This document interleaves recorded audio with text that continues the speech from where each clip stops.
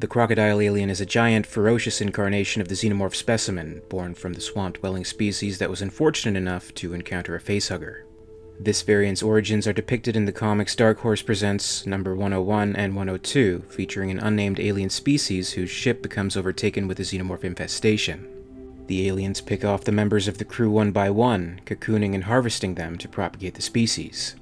The ship crashes to Earth near a Mayan temple by the Mexico-Guatemala border, leaving the adult xenomorphs and more eggs to survive the crash. Based on this location, the host is more than likely a Morelet's crocodile, also known as Crocodilus moreleti, also simply known as the Mexican crocodile. Funnily enough, this species of crocodile is one of the more modestly sized crocodilia found in nature. In the story, the croc swims to the shores by the ancient temple, encountering one of the stray eggs. That is when it is attacked and impregnated with the xenomorph host. Seeing the resulting specimen of a xenomorph depending on a different host has always been a fascinating concept. This was something the Dark Horse Space Marines comics, which accompanied the Kenner line of Aliens toys, explored to some excellent results and designs, including a gorilla alien, bull alien, and snake alien, to name a few. But the Crocodile variant was something not yet explored, which made it a good concept to bring to the Dark Horse DC Comics joint venture, Batman Aliens. This 2-issue miniseries followed the events of the ship crash depicted in Dark Horse Presents, and had Batman surviving against the aliens alongside a special ops team inside the ancient temple, with the hero finally taking on the crocodile xenomorph in the finale of the 2nd issue.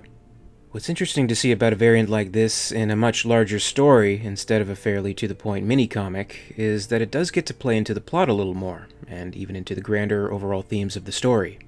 While the crocodile xenomorph only appears at the very end, its host plays a part from the very beginning, the crocodile itself being an antagonist to Batman. It gives him a good fight, and wrestles with him in the water until Batman finally ties its jaws shut and sends it on its way, making sure not to kill it, reasoning that it was only acting in its nature. Of course, if he had killed it, the croc wouldn't have swam to the shore and encountered the egg later on, and Batman wouldn't have to face the much larger and deadlier threat. It comes at him with a fury and thirst for blood, and you wonder if this new alien version of the creature retained any of the memories or instincts of the host. Whether the crocodile alien is aware of it or not, it does have an old score to settle. But the burning question that this combination of earthly beast and alien organism brings about is, how, pray tell, did a facehugger get itself attached to a crocodile in the first place?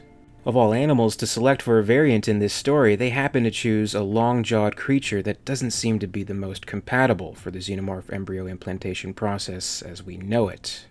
In the actual comic, the attachment of the facehugger is not actually depicted, cutting away from the action once we see the croc peering into the opening egg. Maybe they figured this would be best left to the imagination, or maybe they were just avoiding an unconvincing visual. It could have jumped right at its jaws, shooting its tubing down its throat at a startling speed and length. Maybe the facehugger made a daring trip inside the jaws, making its way into the opening in the croc's throat. Either way, we know, as explored previously on the channel, the facehugger parasite is able to emit a paralyzing substance that renders the host unconscious with no memory of the attack. So, it could be done, maybe not ideally, and maybe it was the right choice to not show it exactly, which may have distracted from the story. Events such as the croc approaching the egg about to be facehugged, and when the grown embryo bursts itself out of the croc's chest, are briefly cut away to during the main bulk of the story, which involves Batman and the special ops survivors trying to escape the temple, which is full of other xenomorph specimens born of the unnamed beings at the beginning of the story. After the chest burst, we don't see any of the nymph stage, or shedding, or growing, or anything like that. Only at the very end does it appear, and at this point it is fully grown, and its dead host is not too far by. It poses a formidable threat for the hero at the climax, differing greatly from the specimens shown earlier in the comic. It's gigantic, ferocious, and strong, seemingly bulletproof, perhaps the organism taking on its own version of the host's traits of extremely tough osteoderms formed on the scales and plates of the creature's back. As with the normal form of a crocodile, its vulnerable area is the belly and chest, which Batman attacks with ancient weaponry found in the temple. The Dark Knight is able to turn the xenomorph's defense mechanism, its acid blood, to his advantage, and a way to kill the beast. Slicing and stabbing at the monster, its blood spills and burns through a capped lava tube, while Batman is able to swing away to safety as it falls into the burning lava below, flailing and roaring to its death. A grand end to a grand creature. What do you think of this particular xenomorph variant?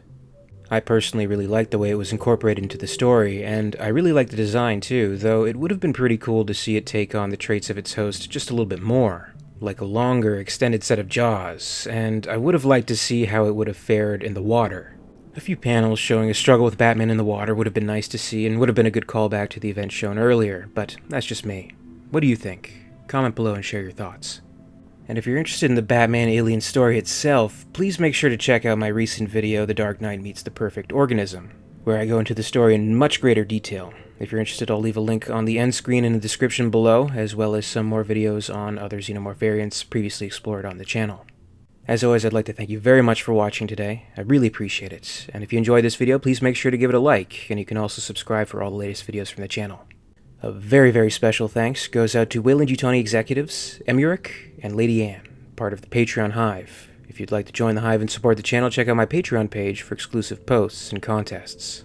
In the meantime, you can catch up with Alien Theory over social media. Follow @alien_theory on Twitter and @alientheoryyt on Facebook and Instagram for more.